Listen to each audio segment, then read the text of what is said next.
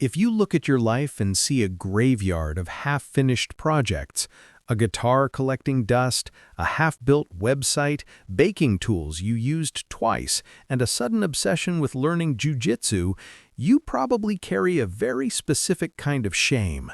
Society has a label ready for you. They say you're scattered. They say you lack focus. They tell you success comes from choosing one lane and staying in it. So you start to feel like an imposter, like there's something wrong with you because you can't just specialize. You've heard the phrase, "Jack of all trades, master of none." And maybe you use it to criticize yourself. But you're forgetting the rest of the quote. A jack of all trades is a master of none, but often better than a master of one. Psychology suggests that this feeling of being scattered is not a flaw. It may actually be a sign of a highly adaptive nervous system. You're not failing to specialize. You may be unconsciously building a rare cognitive structure known as the M-shaped mind. While the world tells you to focus, your brain is preparing you for a future where extreme specialization can become a liability. To understand this, we have to look at a lie we were sold for the last century. The old world was an I-shaped game. It rewarded people who dug one hole a mile deep. It was a kind environment, like golf, where the rules stayed the same. Practice one skill long enough, and you win. But today, we don't live in a kind environment. We live in a wicked environment, where the rules change constantly. In a wicked world, specialists can be fragile. If their industry shifts, they can become obsolete overnight. Your brain knows this. That's why one year you're obsessed with electrical systems or HVAC, and the next year you're deep into yoga, weightlifting, or music production. From the outside, it looks chaotic. People may call you unfocused.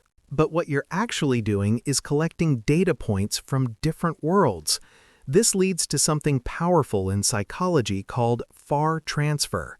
Specialists use near transfer. They solve familiar problems with familiar tools. But you use far transfer. You take ideas from one completely different field and apply them somewhere else. Imagine a web developer who used to be a beekeeper and a farmer.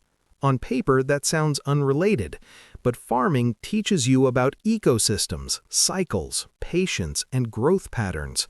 That perspective changes how you build digital systems. You're not just writing code, you're cultivating an ecosystem. That's innovation. That's synthesis. You feel like an imposter because you're not the absolute best at one thing. But your real value isn't in depth alone, it's in connection. Still, understanding this doesn't remove the burnout. You look around and see people your age becoming senior managers or lead engineers, and you feel like you're still at the starting line. That's because you're misunderstanding the geometry of your own potential. You are not T-shaped. You are M-shaped.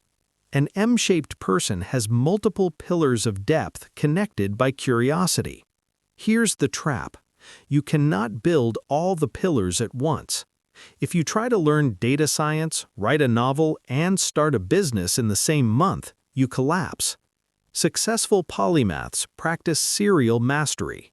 They see life in seasons. Your 20s might be about music and art. Your 30s might focus on programming to earn stability.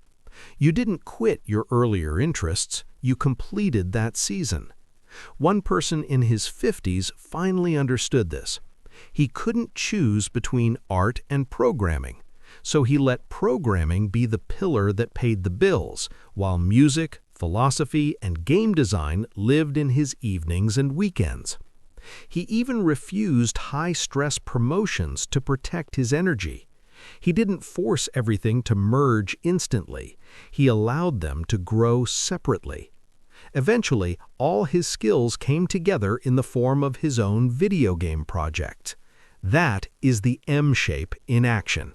There's one final trait that makes people like you incredibly resilient. It comes from biology, redundancy. In nature, redundancy is strength. Elephants rarely get cancer because they have multiple copies of cancer-fighting genes. If one fails, another takes over. Your many interests are your redundancy. If you were only a software engineer and AI replaced your role, you'd panic.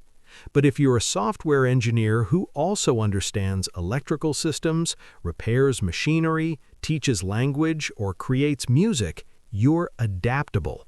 You haven't been wasting time dabbling, you've been building a skill safety net. No matter how the economy changes, you have another path ready. So stop apologizing for your graveyard of hobbies. Those weren't failures, they were semesters in the university of your own design. You were never meant to be just one thing. You were built to be a bridge between worlds, someone who connects ideas others don't even see. Embrace your M-shaped future.